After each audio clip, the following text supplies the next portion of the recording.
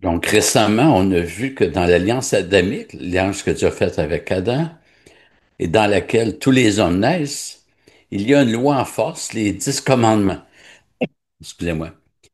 Mais aussi, Adam et Ève avaient reçu une loi spécifique, celle de s'abstenir de manger de l'arbre de la connaissance du bien et du mal. Et peut-être que certains se demandent en quoi c'était pertinent de placer un arbre pouvant entraîner la chute dans le jardin. À quoi sert un arbre qui porte du fruit si c'est pour en interdire la mendication? Euh, on peut étendre la question, pourquoi laisser un serpent posséder dans le jardin?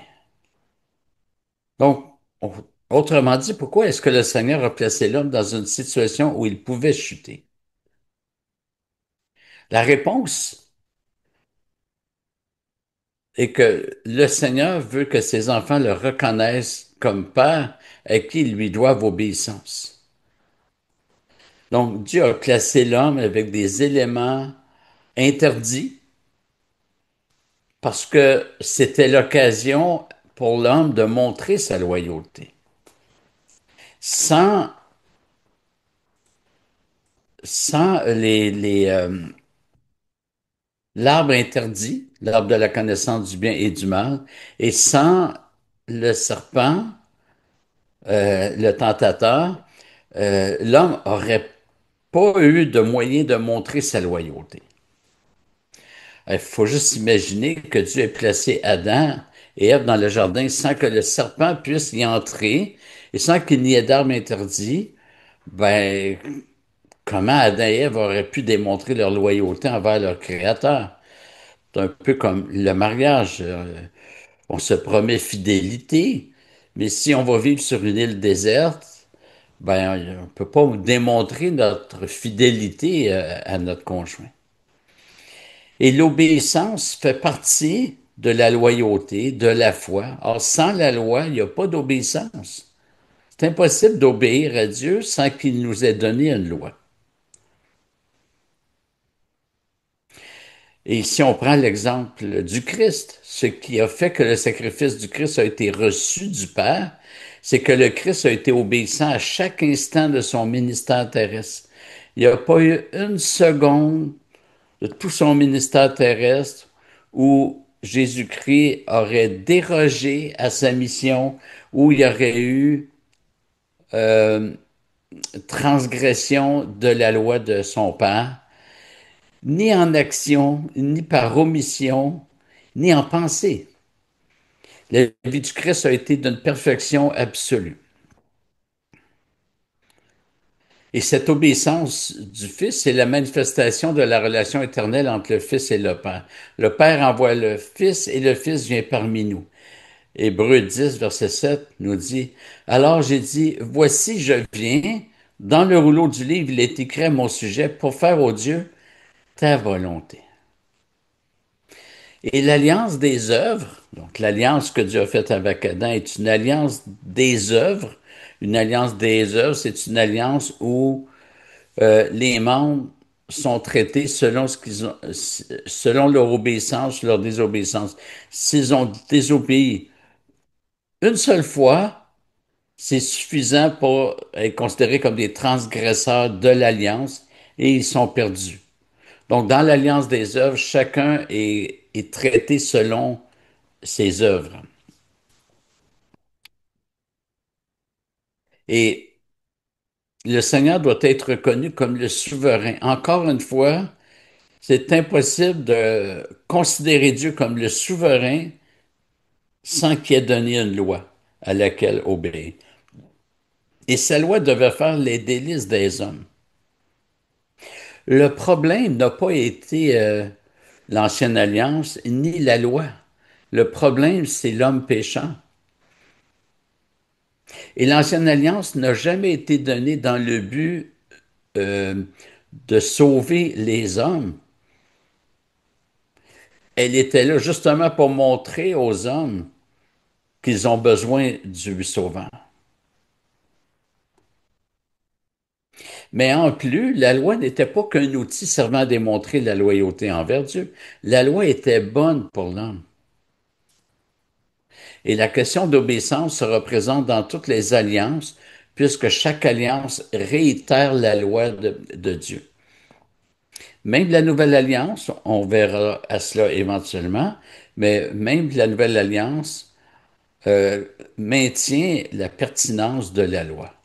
D'ailleurs, la Bible dit que la loi, elle est éternelle. La grande différence, c'est que dans l'alliance adamique, l'alliance des œuvres, l'homme reçoit en fonction de ce qu'il a fait, alors que dans la nouvelle alliance, l'homme reçoit en fonction de ce que le médiateur de l'alliance, c'est-à-dire le Messie, a fait. Alors, c'est la grande différence. Jésus-Christ est venu parce qu'on n'est pas capable d'obéir à Dieu de manière à satisfaire Dieu. Donc, l'homme a été créé avec une nature inclinée au bien, avec une droiture. Il a aussi reçu une loi particulière, donc l'homme Adam et Ève ont reçu une loi particulière, celle de ne pas manger de l'arbre de la connaissance du bien et du mal. On avait vu que chaque alliance de la Bible comporte un lien de sang. Pourquoi le sang? Parce que quand on engage notre sang, on engage toute notre vie. Dieu avait dit à Adam, avant qu'Ève soit créée, c'est marqué, l'Éternel Dieu donna ce commandement à l'homme. Tu pourras manger de tous les arbres du jardin, mais tu ne mangeras pas de l'arbre de la connaissance du bien et du mal, car le jour où tu en mangeras, tu mourras. Donc, le tu mourras, c'est la peine de mort. La désobéissance entraîne la mort. Et c'est la raison pour laquelle certains désignent cette alliance comme l'alliance des œuvres. Si la personne obéit, elle sera bénie, mais si la personne désobéit, elle sera maudite. Le problème, c'est que tous les hommes ont désobéi. Tous les Israélites ont désobéi, mais aussi tous les hommes, ça nous inclut. Nous avions besoin d'un sauveur sans péché. Pourquoi est-ce que Dieu est si exigeant? Ben, je dirais qu'il est si exigeant selon nous. Mais Dieu ne peut pas faire de compromis sur sa sainteté, ni sur la perfection de son plan. Quelqu'un qui veut vivre dans le péché ne mérite pas de vivre, parce que le péché, c'est en quelque part la destruction des œuvres de Dieu. À commencer par notre propre vie. C'est une œuvre de Dieu, c'est lui qui nous a créés. Quand on pêche, on prend ce que Dieu a créé et on le sabote. Alors nous sommes des transgresseurs d'alliance, des saboteurs, puis Dieu ne tolère pas cela. Donc celui qui vit sans se soumettre à Dieu se trouve automatiquement à saboter les œuvres créationnelles de Dieu. Et je pense qu'on est tous d'accord pour qu'un juge envoie en prison, hors d'état de nuire, les criminels. Mais face à Dieu, on est tous criminels. Donc, sur la base de l'alliance adamique, on est tous pris avec euh, l'esclavage du péché et l'incapacité de se libérer nous-mêmes. De toute façon, un homme qui n'est pas habité par le Saint-Esprit ne désire pas quitter son péché. On avait vu aussi dans l'introduction sur les alliances qu'il y a toujours une tête d'alliance. En grec, le mot tête et le mot chef, c'est le même mot.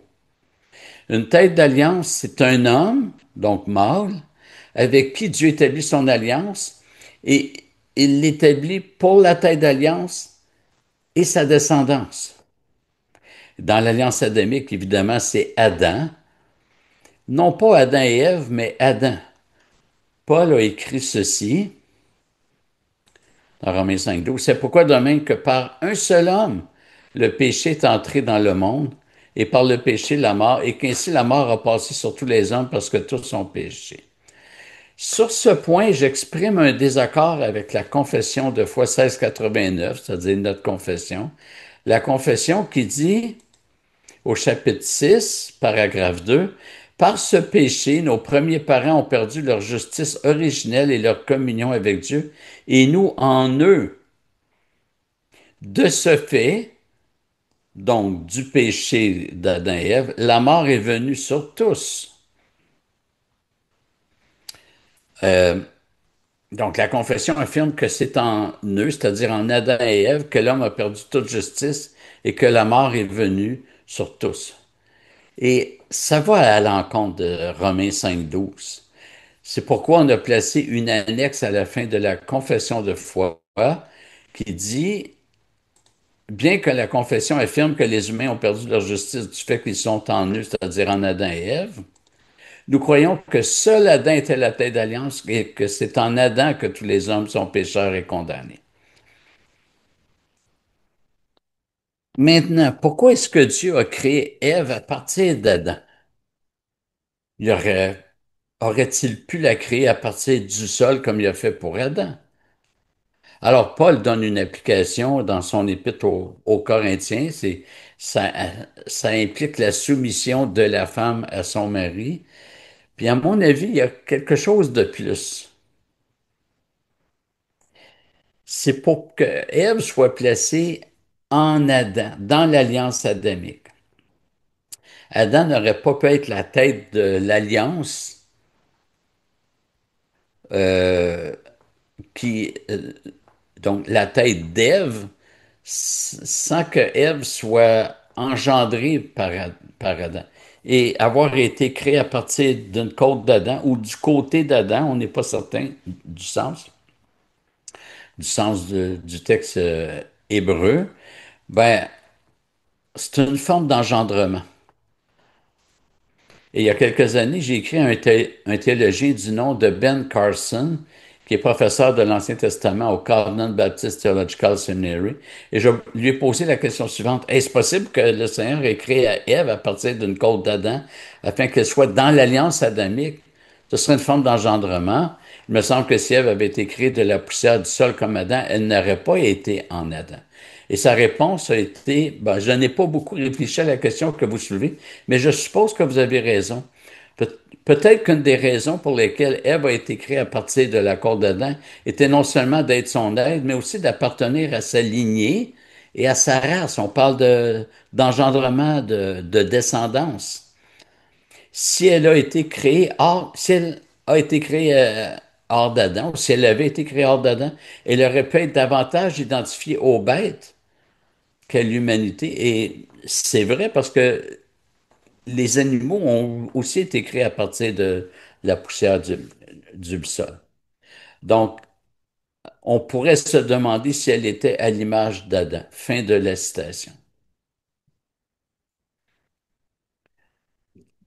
Paul écrit, et ce n'est pas Adam qui a été séduit, c'est la femme qui séduite s'est rendue coupable de transgression.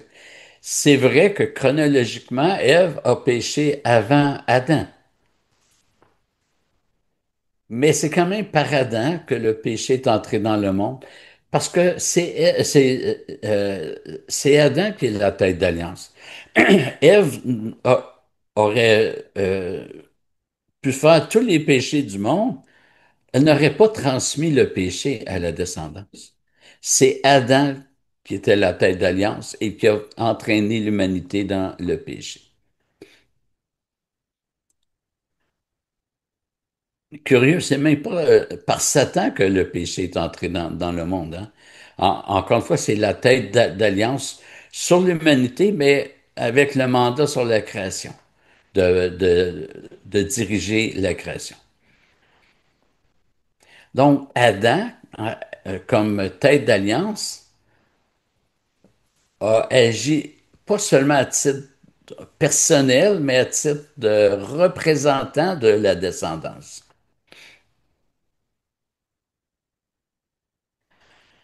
Donc, en péchant, Adam a placé toute la création sous l'influence de Satan et entraîné toute la création dans la mort. Certains pourraient dire que c'est injuste que nous soyons nés avec la nature pécheresse alors que nous ne l'avons pas choisi. Et c'est vrai qu'on ne l'a pas choisi. Mais peu importe comment on serait né, on n'a pas choisi. On n'a rien choisi. Pourquoi être condamné pour le péché qui résulte d'une condition que nous n'avons pas décidée? Et c'est vrai que c'est Adam, comme tête d'alliance, qui a décidé pour lui, mais aussi pour sa descendance, donc pour chacun d'entre nous. La réponse à ce point, c'est que le Seigneur a créé l'humanité avec une belle solidarité qui devait être profitable pour l'humanité. C'est Adam qui a saboté le tout, mais cette solidarité, on la voit encore sous d'autres aspects dans euh, l'humanité, dans le concept de nation qui est voulu par Dieu. Une nation implique un gouvernement, et si le gouvernement décide que le pays entre en guerre, ben, ce sont tous les habitants du pays qui sont en guerre, qu'ils l'aient décidé ou non. À cause du principe de solidarité, le gouvernement agit comme représentant de toute la population. C'est la même chose dans la famille. Si le père décide de ne pas travailler, il entraîne sa famille dans les conséquences de sa décision, la pauvreté. Deuxièmement, on doit se garder de blâmer Adam pour notre péché. La raison, c'est que nous entérinons son péché parce que nous péchons. Nous sommes tous pécheurs, donc nous sommes en train de dire par nos vies pécheresses que on est d'accord avec Adam. On suit la même voie qu'Adam. Alors qu'on a tous la loi de Dieu ou l'œuvre de la loi écrite en nous, en Romains 2, 14 et 15, qui nous dit que le péché est péché.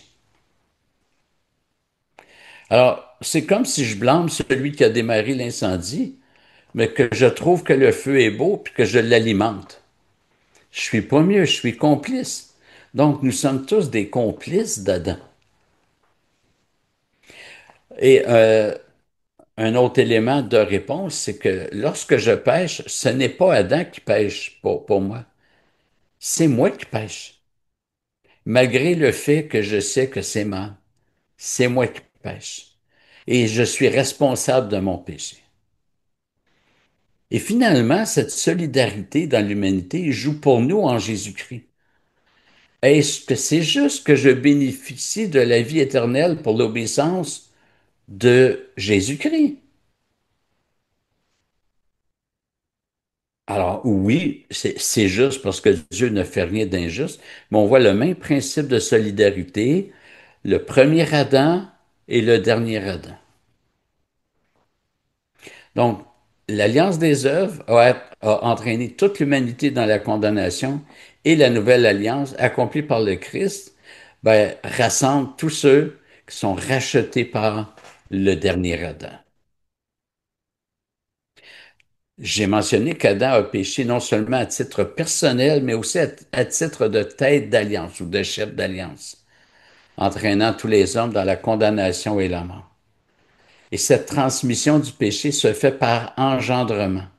Adam était pécheur, il est devenu pécheur, et il n'a pas pu engendrer des personnes parfaites, il n'a pu engendrer que des pécheurs.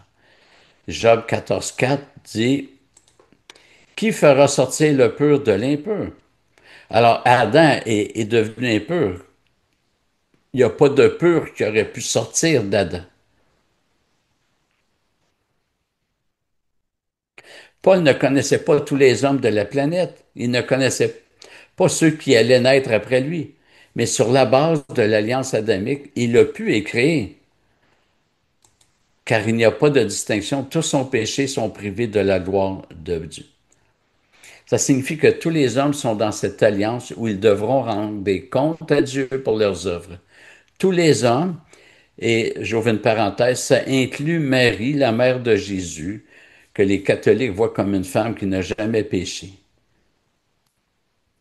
Le dogme catholique officiel, qui ne date que de 1854, c'est récent, dit ceci.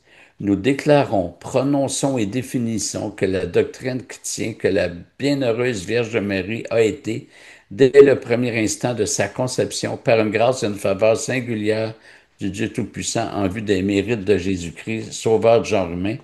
Donc, préservée, donc que la Vierge a été préservée intacte de toute souillure du péché originel, que c'est une doctrine révélée de Dieu et par conséquent doit être crue fermement et constamment par tous les fidèles.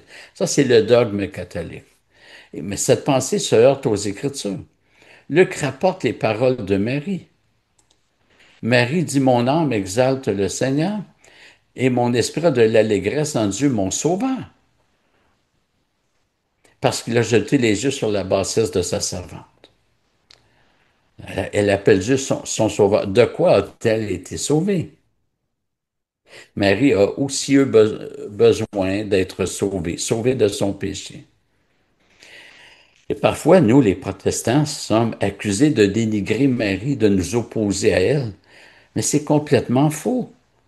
On ne s'oppose pas à Marie, nous nous opposons à la conception que les catholiques ont de Marie. Mais sinon, pour nous, Marie est une chère sœur que nous allons connaître dans l'éternité. Nous saluons la foi et la persévérance qu'elle a démontrée. Elle a été fidèle au Seigneur, mais ça ne fait pas d'elle une femme sans péché. Voilà, on va s'arrêter ici pour ce soir.